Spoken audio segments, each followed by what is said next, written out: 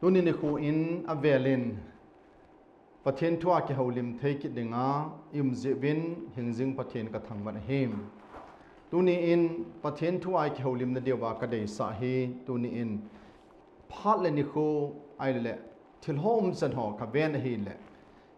inamu khan khu le so le ipathian ho danu le banoi le sit boy dan ho hi ka ven hi le tu ni in seilo dinga phamo ka sa thut iki holim devin ka dei sa hem it's like tu nya sei do dewa pathian thua ki holim na dewa ka dei sa hi Joshua bung sagi chang khan apana chang som ni lagu ma kila do hi hi chun ipi abat ham ipi sei do nom ham iti le cha chun Chonset kiselguh chun gal eilelsah wa him hi cha hin achan Chonset na chung chang thu hin sapa wa chun hidden sin that hindrance victory tin akihen him ya chu Joshua bung sagi na chang khan apat chang som ni le gup chana hin lain achan Chonset na hi akimun chlai chun ibat diwa kaga dei sa an him Joshua in Jericho khupi kon chun ai khu geya chun solin ai khupi Bethel ni chun Bethel aven chun Joshua in asipai ho asola achipi Jericho khupi sadinga akigun chun pathinin asei chum Joshua nangle namite in hichi Jericho khupi hi keiman nang ma khuda kapi do hitan galzong na kapi na hin aji chu keiman ka kilhon pi din hi wa hi atin him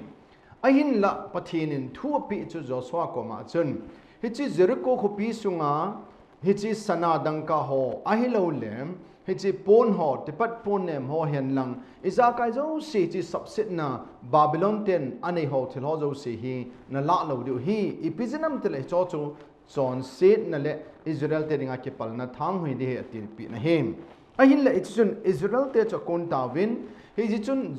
Jericho khupi chu nisagia velovin pakai thim ga ho thim pu ho in penkula mudovin zoi samin hi chun nisagi na chun Jericho khupi achim ta na hem lai chun bathin in Joshua ko ma sei chum hi chi Rahab notinun in amma in Israel te hichi gam gavegu dinga sola an hu do zia chu amma le in sungmi te bon hing hoi do adang zo sebang nan su mang do hetia thupi anei hin thilla lo ri to thupi na hi ahin la Israel te chun hitabang am chun lopi tan gal han zobin ahin la hichi zo chun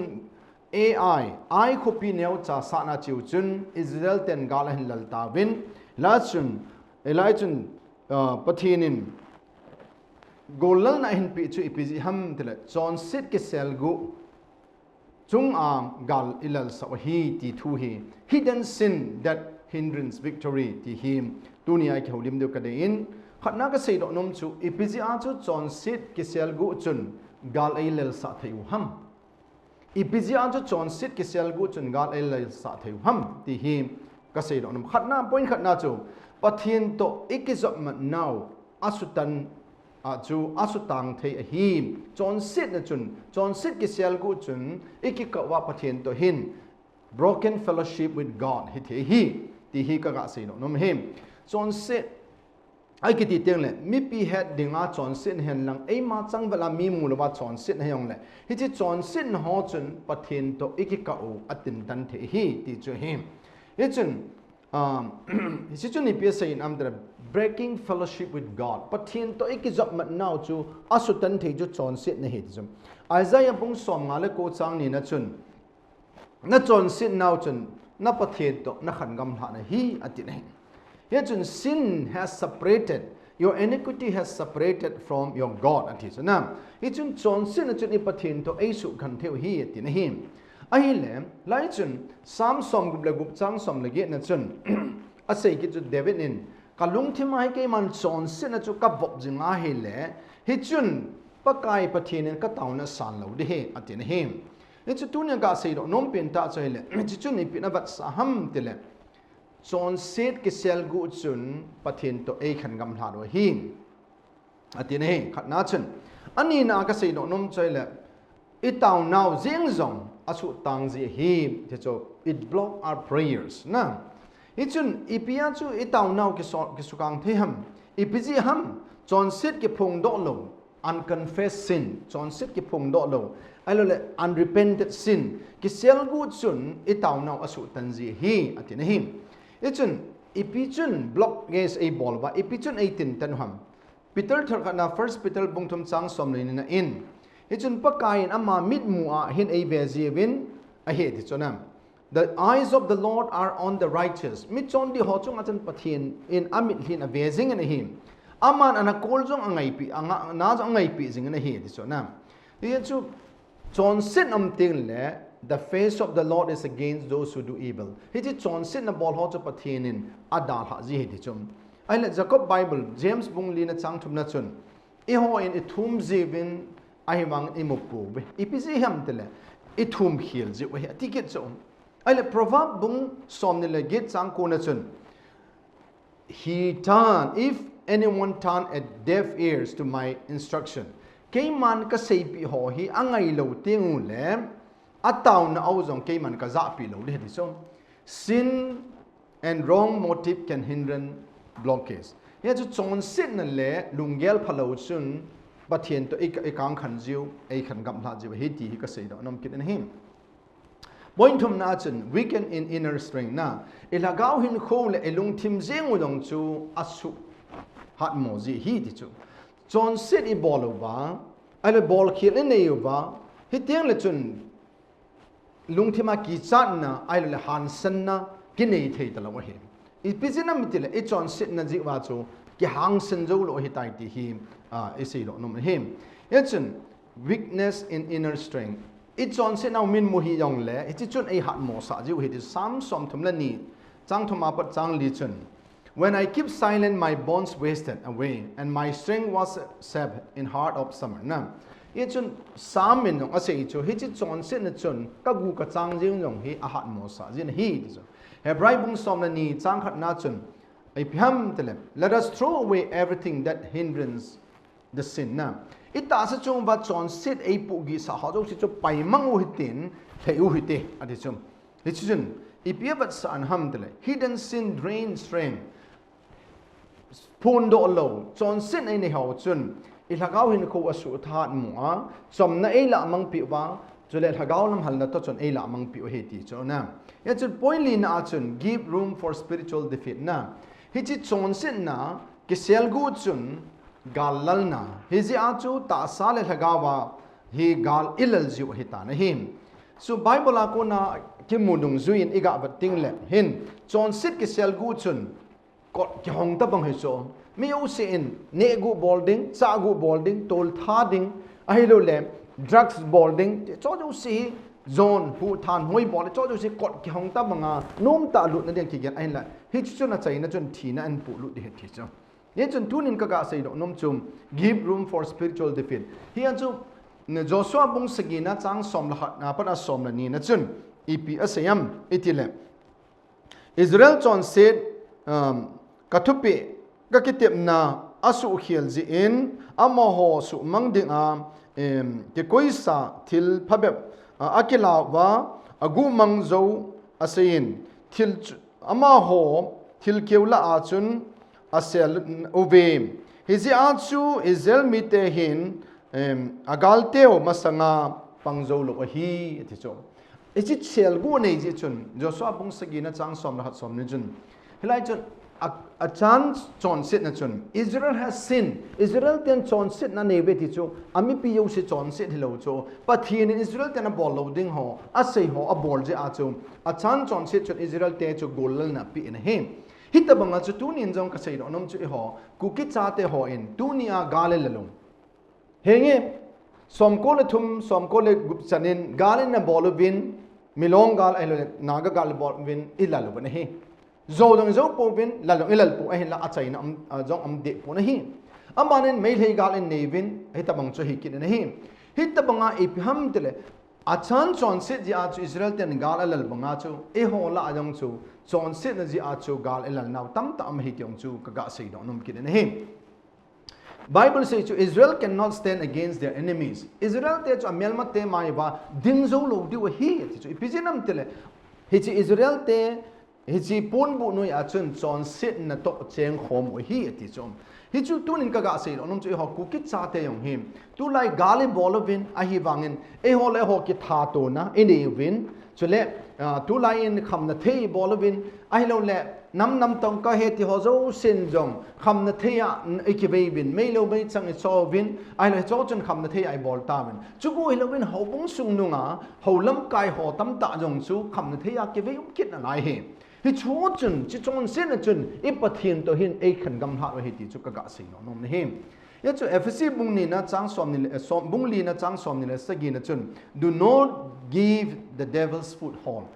chon sin na chun na ho in mun pe hi na ti chum ya chu hidden sin can open the door to defeat the laws of victory na ya chu chon sin na gu thi ma chon sin na chun ga lal na ap o hi ti na him aba na sei do nom chu ipca chu I hat mo ba thagau ga so thei lo ham hobung sung nunga ipitel tunia hi hobung ho hi thagawa ki pa na nei lo ba thagau ga nei lo ham ipam thagau ga chu chamna na lungmon na ai lo le ki ngai lut na ta lo hi hobung sunga yang chu apung achang changa iki khen ga bo hi ta ne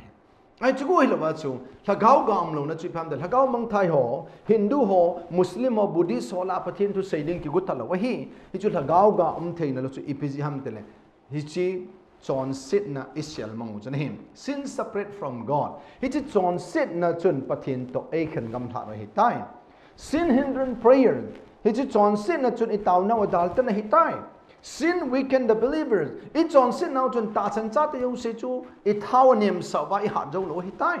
sin lead to defeat hi chi chonset na chun galal na ipi hi tai thagau gal ila lovin ta sa gal ila gam taw na him ahin na mi khat chonset ja chan chonset ja chu Israel te chunga gong nam manga chu mi yo sam ne Ezekiel bung som na get chang som ni na chun the soul that sin it shall die chonset na nei pa bo chun thiding a hin achapa chonset ja pa thiloading apa chonset ja chapa thiloading he ti chuna righteous of the righteous shall be put upon him mi chon pho chuna chon phat ga kiloding mi chon sona chonset mana kilode he ti na na him ai le tu chu tham khari chi achan chonset na selgu hi chung sanga hin tham khat ga sei do nom ne him ya chun khat na chun keiman kamui de I saw de chu Hebrew pa chun ra'a atine ra'a ki ti chu is Hebrew pa chun kamun ka hen ka hetai kamutai ti chom it is sin begin with seeing chonset na hi pham dele imit wa ku na imu tengu le chonset na Babylon te pon ho ala sanadang ka ho chu kamu phatin ati chom ye chun eyes become the gateway of temptation imit hi chonset ki bul phuna ja hi ji a chu ichi theu ngai ne Genesis bung thum changup na chun ev chun amu tai de chu ev so ev chun ji thei ga amu chun ne ding agu ne ti chom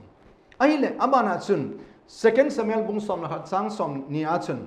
David so David in Uriah jinu Bethsheba gala sago ke amu chun ati chu imit hu hin chonset na tam ta ai pu mang pi hi ja chu mit ha dan bet ding le bat lo de ma he ngai hi ti ka ga sei no no him amana chun desire ti chu sap den ngai chat na ati him Hebrew pa wa chun chamat akidine chamat chun to cover I lo desire to intensely na nei de chat na le ngai chat na chu ti ne him ya chu thu som 10 commandment Exodus bung som ni sang som na si na chu nang man nen sa nan lang eng sit ball he do not covet your neighbors atine ai lai chi chu ngai chan ho chu lungthima ki gel chu hung ta so teng le chun chi chun thi na an pu lo jin him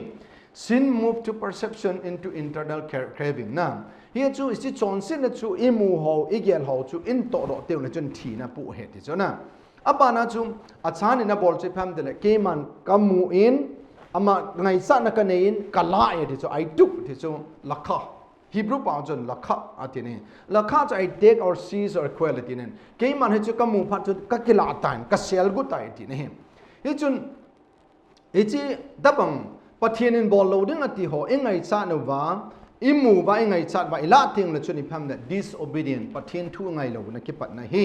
dabang chun tu ne jong ka sein onom chu ho pu ki cha ten tu ni a ho bung sung han lang he jong le pasal ho in ipham tu nia kham na theya ki ve ho so ma khat mai cham ila wa apum go thil to suman tampo pol ila ho jong chu disobedient pathian thu ngai lo na hi ti ka ga sei no no him hi chun Jericho khopi a chu Joshua bung chang som na si som na get na chana sei chun อิสราเอลเต็นกระทั่วไงเราพันนิน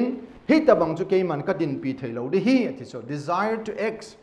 Genesis บุงทุมจางกุมนาจน Eve took the fruit Eve จนเทกอามูจุขอเราฮีอัลละอันนี้พันนาจูจอนเซนนั่นลุนฮีที่จุนะฮีจุนะบานาจุนฮีบรูปาวาอัศานจอนเซนนะเซลกุจิพัมเดน I hate ที่จุเกมันฮิจิกเซลกุน I hate ที่จุตามันHebrew about a manที่จะ I hate conceal and bury แกมันกับวุยอธิจอมนี่จะตุนินอาจารย์นอวุยมังจูอีพามเดลอินเดนสุงาอวุยมังอาเสียละฮีอิตมังจุนี่ฮอนจงทิลสพันอุยบอลเฮาฮีเสียลกุจงเลวพันลำกายหอยเลยน้ำปีไม้เสียลกุจงเลวพันอิปัทีนน้ำมูจงเหตุอีเกลดอดึงขนมนะฮีอาจารย์ buried in the ground inside his den อินสุงเดนอาเสียลนั่นไรฮีอิจนSin often produces that deception and secrecy. Genesis บุงทุมจางกินาจน Adam and Eve hid from God. Adam และ Eve จูปฏีนะหงอาเอเดนหุ่นสงอันนี้ดังอาจูโอ้ปะกายกับปฏีนะหงเอติไอกิปาตัดเดลจีฮันนินจนสิ้นนะบอลฮันพนัดจูกิเซียลฮันให้ตายดิทิลพะบอลฮอกไปมากิเซียลไงเราเห็นทิลสิบอลฮอกกิเซียลเห็นตัวนี้น้ำลำกายเหียไอเลยน้ำสิไปเหียกิเซียลละกัดดำตาตายกิบอลเลยจนอีพัดเหลวซิวให้เราได้ห้อินามมีปีดิ่งอาจูอินวายเลยถึงน้อยมีลำกายหอนจงกัดในไงลูกปีอีพีจินามติเลยอามีปีอุชิจุนโฮกัดเฮดิชุล่าทิลเซียนบอลจิวบาจูกัดในยุงาฮิชุล่า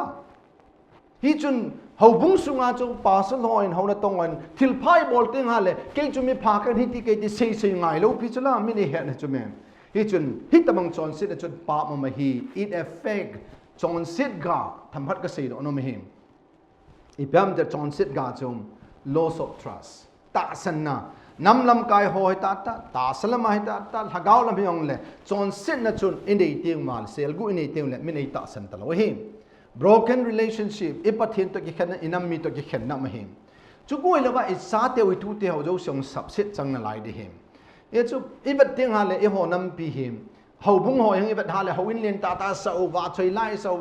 โอ้สันเดย์นี่เตียงเลยบนหอยตาไอกิบันนูมีวัดดึงอาปุลมาหอยทักาวลมาหอมสันเดนกิฮิจีเห็นฮิจีพามเดลเฮาบุ้งซุงกำซุงน้ำซุงพุงซุงอ่ะกิบเข็นนะอุมาปะเทียนโลปีนะจังตะละวะเฮติฮิกษัตริย์นมเฮอัจฉริยะอันตุนีอาเอกเฮาลิมเนอร์กษัตริย์อันตุนีอานังเล็กเกินฮิจอจูจิจอนซิดกิเซลกูฮอสุมังนะดิ่งเล่ปะเทียนนุ่งเดไอจอนนั่นไอปีง่ายฮัม recognize the sin hidden identify the hidden sin อีพิฮัมอีจอนซิดnow เก่งมากก็จอนซิดในพิฮัม Israel lost eye Israel เตนไอคบปีเนียวจะขี้อาจารย์ now จะพิฮัมเตเลอาจารย์อินจอนซิดอันนั้นมันจีจูจอสวาบุงขัดนาจางขัดอาปัจจางงาจนอิมูนะฮิมอีจุนสามเลขจีปันสามจาเลสอมทุบเลกูจางสอมนี่เลทุมาปัดสอมนี่เลลีจุน search me O God and know my heart โอปะกายนังมาอินนี่ฮอลินนังนี่ฮัดซีนินIs there any wicked way in me? Kaya hit John sit nam ta le pakai nei su thengin ti bangin tunin pakai John sit nei biham kaneutin pakai ang sunga ki su thengin ki gong hoite